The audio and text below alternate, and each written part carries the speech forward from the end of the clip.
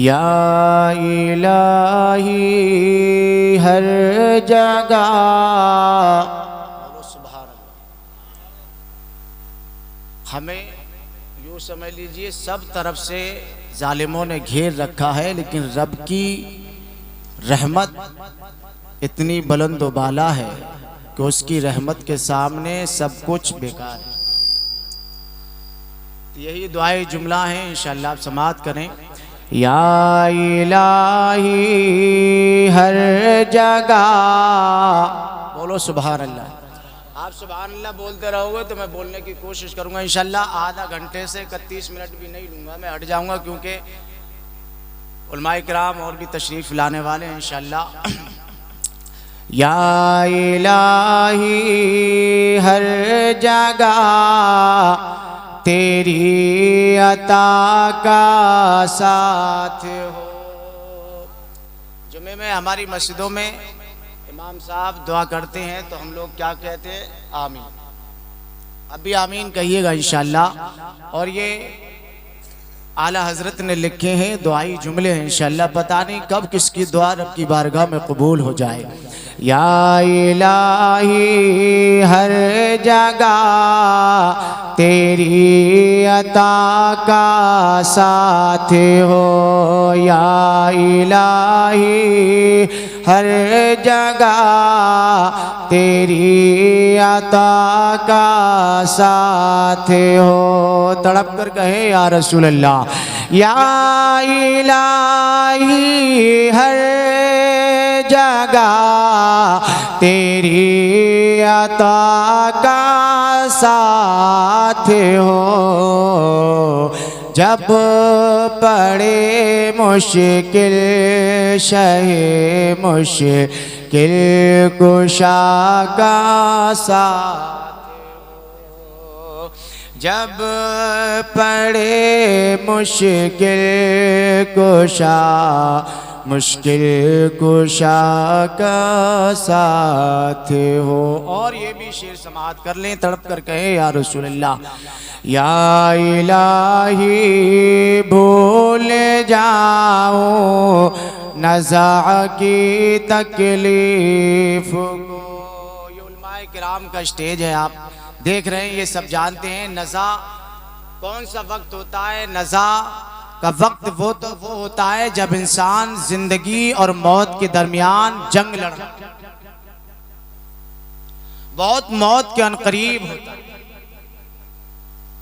घर में सब परेशान रहते हैं, सब परेशान हो जाते हैं। बड़े से बड़े हकीम, बड़े से बड़े तबीब, बड़े से बड़े डॉक्टर सब नाइलाज, सब नाइलाज हो जाते हैं, लेकिन उसका मर्ज कटने का नाम नहीं लेता। इंसान रूह और जिस्म के दरमियान, जब तक इंसान के जिस्म में रूह रहती है तब तक इंसान जिंदा रहता है, और तब जब रूह निकल कर के परवाज कर जाती है तो इंसान का जिस्म मुर्दा हो। तो आला हजरत फरमाते हैं या इलाही भूल जाओ नज़ा की तकलीफ को। आखिरी मिसरा जब आप सुनेंगे इंशाअल्लाह तो मेरा दावा है कि मजमे में कोई भी खामोश नहीं बैठेंगे। हर इंसान की तड़प, हर इंसान की तमन्ना, हर इंसान की ख्वाहिश ये होती है, ऐ परवरदिगार आलम, तूने मुझे अगर जिंदगी अता की है, तूने मुझे अगर इस दुनिया में भेजा है, तो मेरी आखिरी सांस तक यही रब से दुआ रहती है, मौला उस वक्त तक मेरी रूह कब्ज मत करना जब तक मेरे सामने रोज़े रसूल हाजिर न हो जाए, मेरे सामने तेरे महबूब का जलवा ना आ जाए।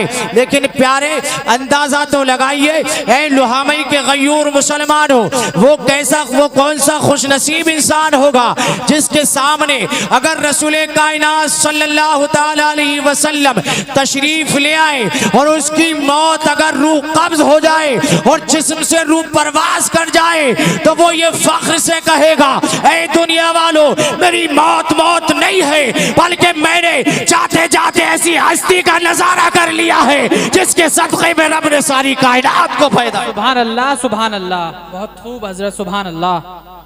पूरी कायनात को पैदा किया, शजर बनाए, दरख्तों को पैदा किया, हर एक चीज को रब ने पैदा किया। किसके सदक़े में? नबी के सदक़े में। लेकिन जागने का वक्त ऐसा होता है प्यारे, जरा आप सोचे तो सही। आला हजरत फरमाते, या इलाही, भूल जाऊं नज़ा की तकलीफ को, लेकिन प्यारे आप अंदाजा तो लगाइए, जब मलकुल मौत आ जाते और जब उसकी रूह कब्ज करने लगते तो अजीजा ने गिरामी घर वाले तड़पने लगते। सारे डॉक्टरों को, बड़े से बड़े डॉक्टरों को बुला करके इलाज कराया जाए। अल्लाह अल्लाह, ऐसे हाल में न कोई दवाएं काम आती है। फिर कहा जाता है मस्जिद के इमाम को बुला करके ले आओ, मेरे बेटे की सांस नहीं रुक रही है, मेरे बेटे की रूह कब्ज नहीं हो पा रही है। अल्लाह अकबर, अल्लाह अकबर।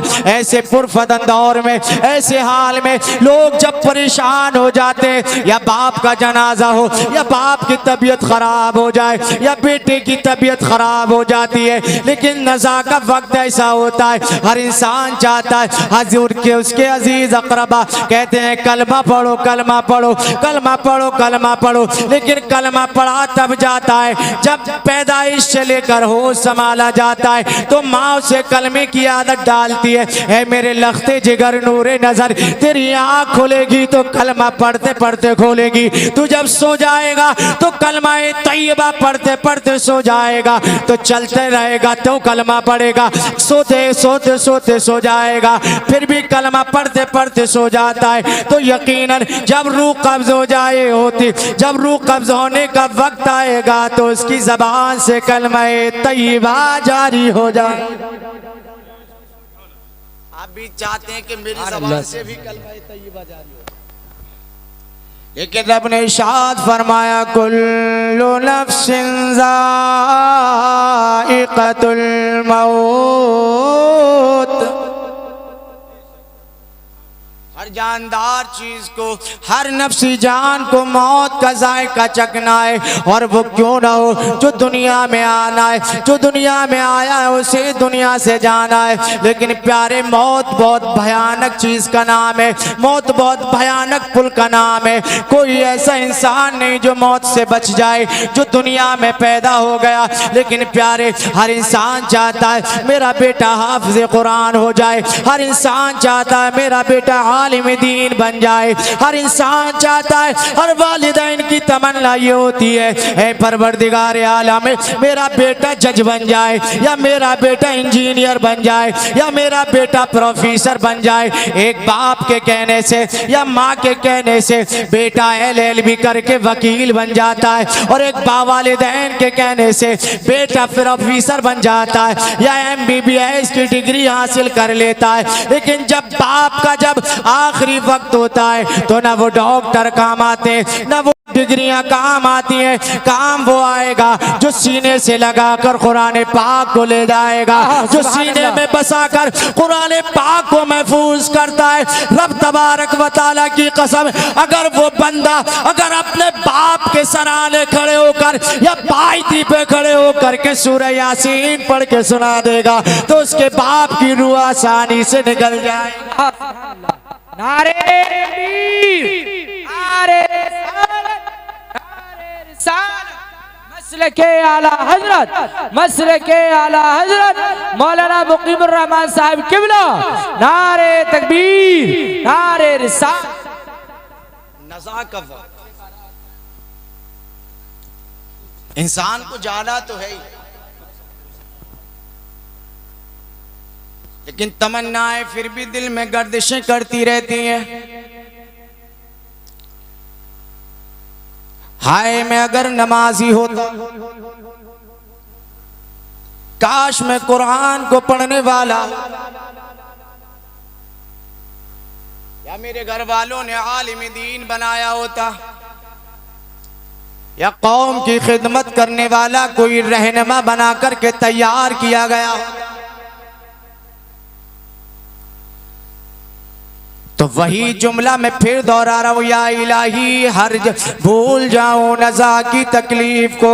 आखिर लास्ट के मिसरे में आला हज़रत यूँ फरमाते कि या इलाही भूल जाऊं नज़ा की तकलीफ को, साहिब कौसर शहे जूदो अता का साथ हो। या यूँ कहो कि या इलाही भूल जाऊं नज़ा की तकलीफ को, शादी दीदार हुस्ने मुस्तफ़ा का साथ हो। क्योंकि वो जानता है आशिक़ रसूल होता है, आशिक़ रसूल की तड़पी होती है। मैं चलता रहूं तो नबी पे दुरूद पढ़ता रहूं, जब मैं बैठ जाऊं तो नबी पे दुरूद पढ़ूं, मस्जिदों में जाऊं तो नबी पर दुरूद पढ़ूं, मस्जिदों में अगर मस्जिदों से बाहर आ जाऊं तब भी नबी पर दुरूद पढ़ता चलाऊं। लेकिन प्यारे अरब की सरजमीन है, एक यहूदी है और वो यहूदी नबी से बेशुमार बेपनाह नफरत करता है, बेशुमार नफरत करता है। उसका तकाजा ये है, अपने बेटे को हिदायत करता है मेरे लख्ते जिगर नूरे नजर, मैंने दुनिया में तुझे सबसे ज्यादा प्यार किया है,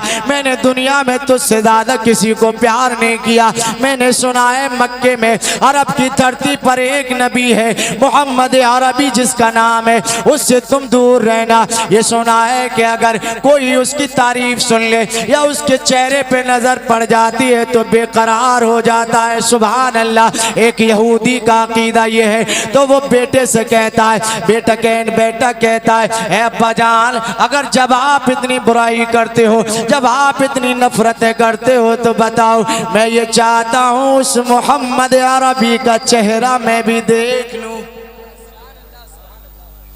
कहा कि तुम मत, बहुत खूब हज़रत, सुभान अल्लाह, तुम मत देखना, क्योंकि कहीं ऐसा ना हो कि मेरा बेटा मुझसे अलग ना। वो जानते थे हजरात। एक दिन बाजार में साथ ले गया, सुभान अल्लाह। आगे आगे बाप चल रहा था, पीछे पीछे उंगली पकड़ कर के बेटा चल रहा है। बोलो सुभान अल्लाह। अब उसी बाजार में मेरे नबी का गुजर हो गया। सुभान अल्लाह।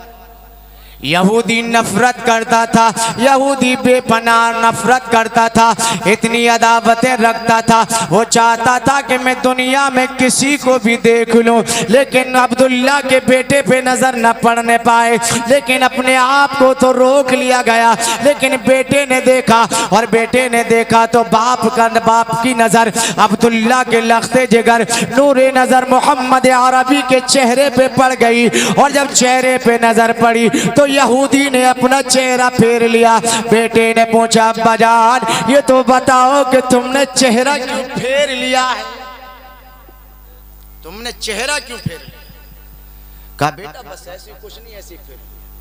कहा बताओ क्या बात है? कहा बेटा कुछ बात। तो कहा कि ज्यादा जब जिद करने लगी तो आप भी जानते हैं कि जब औलाद पैदा हो जाती है तो कितनी मोहब्बत वालिदैन को औलाद से होती है, नहीं होती? चाहे वो औलाद कैसी ही हो, सही सालिम हो या अपाहिज हो या जैसी भी हो, लेकिन वालिदैन के लिए तो वो अनमोल तोहफा ही हो। कहा मुझे बताओ क्या बात है? तो यहूदी कहने लगा, बेटे जिससे मैं नफरत करता था, जिसके चेहरे से मुझे घिन थी, वो चेहरा मेरे सामने आ गया है। कहा कौन सा? कहा बेटे ने कहा कि हमें भी तो दिखाओ। सुभान अल्लाह।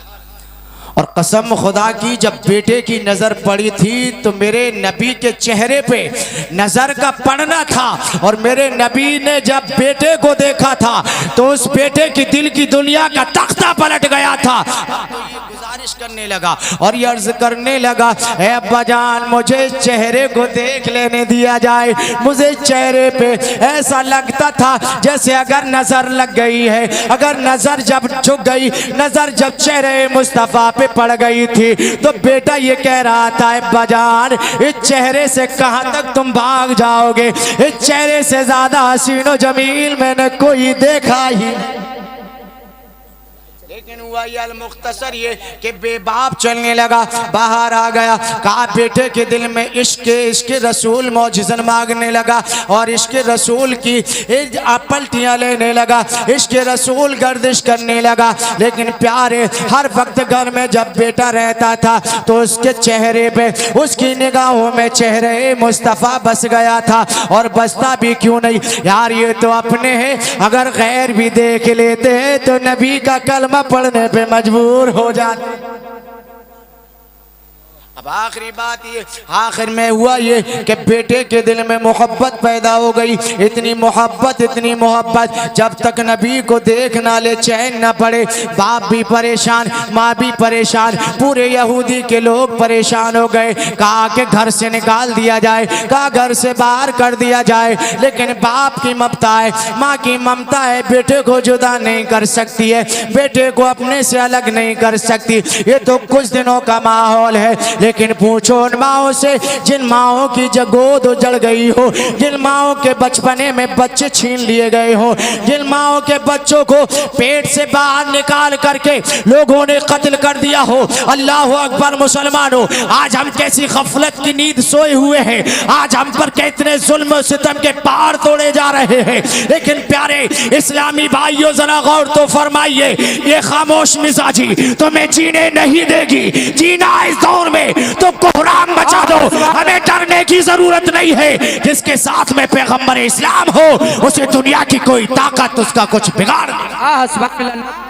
तकबीर, नारे रिसालत, नारे रिसालत, मसलके आला हजरत, मसलके आला हजरत मौलाना मुकीमुर रहमान साहब किबला, नारे तकबीर, नारे रिसालत। अब उसकी तबीयत और ज्यादा खराब होने लगी। बड़े से बड़े हकीम को बुला लिया गया, बड़े से बड़े डॉक्टर अरब के बुला लिए। यहूदियों ने कहा कि मेरा बेटा ठीक हो जाए। अब ठीक हो कैसे, कोई मरज तो था नहीं, और वो मरज ऐसा था, वो नशा ऐसा था कि वो दवाओं से उतरने वाला कहाँ था। डॉक्टर आते नवज देखते, हकीम आते पकड़ करके देखते तो कहते थे कि दवा दी जाए तो किसकी दी जाए, कोई मरज तो है नहीं। तो हकीमों से कहता था मुझे डॉक्टर है, हकीमों मुझे कोई बीमारी नहीं, मुझे कोई मरज नहीं है। तो फिर हकीमों ने कहा कि आखिर वजह क्या है, तो कहने लगा मुझे अब्दुल्ला के बेटे का चेहरा देखना है। सुभान अल्लाह, बोलो ना यार सुभान अल्लाह। इतने सुस्त तुम लोग बैठे हो, कहीं नहीं बैठते लोग। कम से कम जितनी मेहनत मैं कर रहा हूँ उससे आधी तुम भी कर लो, बोलो सुभान अल्लाह। वो जो मैंने शेर पढ़ा था ना, उसी के मैं इंशाल्लाह 2-3, अभी तो मेरा दूसरा शेर भी नहीं हुआ, फिर मैं इंशाल्लाह उसी में गुफ्तगू कर दूंगा पूरी। वक्त भी बहुत तेजी के साथ आगे बढ़ रहा है, 40-20 मिनट मुझे हो ही गए इंशाल्लाह। कि तड़प आशिक़ रसूल की क्या होती है, और हर इंसान को तो दुनिया से जाना ही है। ऐसा तो है नहीं कि मैं आज चला जाऊं आप नहीं जाएं, जाएंगे नहीं, सब जाएंगे। अल्लाह सबको ईमान की मौत अता फरमाए, मरते वक्त ज़बानों पर कलमे तय्यबा नसीब फरमाए।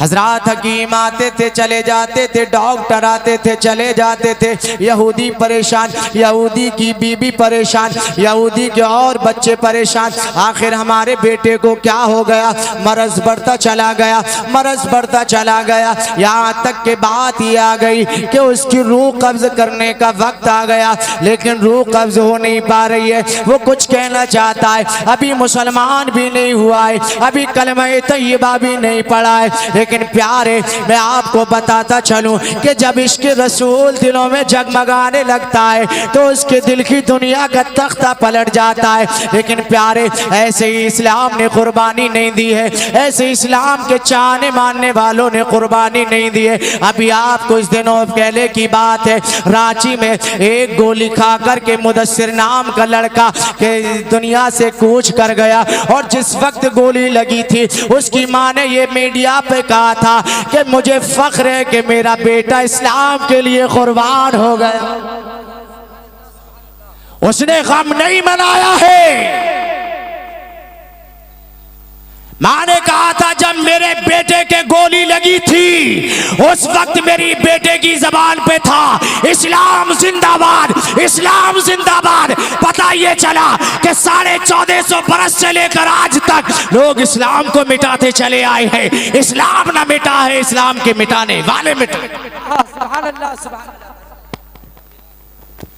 खुद मिटाते मिटाते खुद मिट गए। इस्लाम वही की वही, इंशाअल्लाह न कयामत तक मिटेगा। और आला हज़रत तो यूं फरमाते हैं, मिट गए मिटते हैं मिट जाएंगे याद आते रहे, न मिटा है कभी न मिटेगा चर्चा। चेहरे मुस्तफा सामने हो कब, नज़ा के रूह कब्ज की जा रही है। यासीन पढ़ने वाले यासीन पढ़ रहे, सूरह मुल्क पढ़ने वाले सूरह मुल्क पढ़ रहे। अब घर के सब अहबाब कहते नजर आ रहे, ऐसी दुआ कर दो कि मेरे बेटे की जबान पे कलमा तय्यबा जारी हो जाए। यहूदी परेशान हो गया, यहूदी इधर उधर भागने लगा और उसकी बेटी की शिकायत ये थी, अब्बा जान मेरी उस वक्त तक रूह कब्ज नहीं होगी जब तक कि मैं मुस्तफ़ा का दीदार नहीं कर लूं। वक्त तक कहा कि क्या किया जाए, कहा कि उनको बुला के लाओ। सुभान अल्लाह। कहा मोहम्मद अरबी को लेकर के आओ। हेलो कहने लगा बेटा वो कहां से आ जाए, हम उनके दुश्मन है। तो बेटे ने बड़ा प्यारा जवाब दिया, तुम ही तो दुश्मन हो, वो तो तुम्हारे नहीं, वो दुश्मन तुम्हारे नहीं है। कहा कि जाओ जाओ।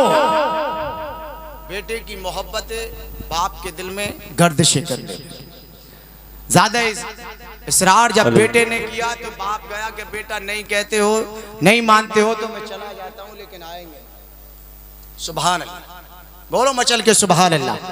अब बाप घर से निकल गया और दिल में ये ख्याल आया कि कहीं ऐसा ना हो जिस चेहरे से मैं नफरत करता था, जिस चेहरे को मैं देखना नहीं चाहता था, जिस चेहरे से मुझे माज़ अल्लाह घिनाते थे, उस चेहरे के पास जा रहा हूँ, उसकी बारगाह में जा रहा हूँ जिससे मैं हमेशा नफरत करता था। अब पता नहीं वो आएंगे भी या नहीं। तो कहा कि जाओ तो सही, ये मेरा दिल कहता है, ये मेरा ईमान कहता है कि अगर घर पे चले जाओगे तो खाली नहीं आओगे। सुभान अल्लाह, सुभान अल्लाह।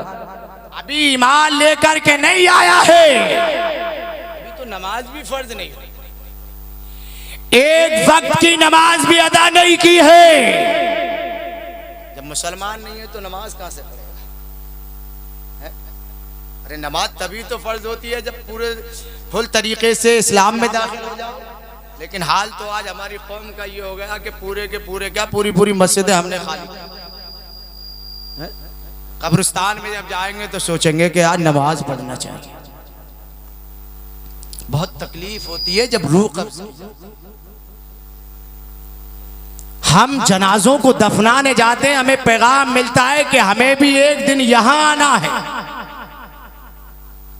तो फिर यहां की तैयारी हम क्यों नहीं करते?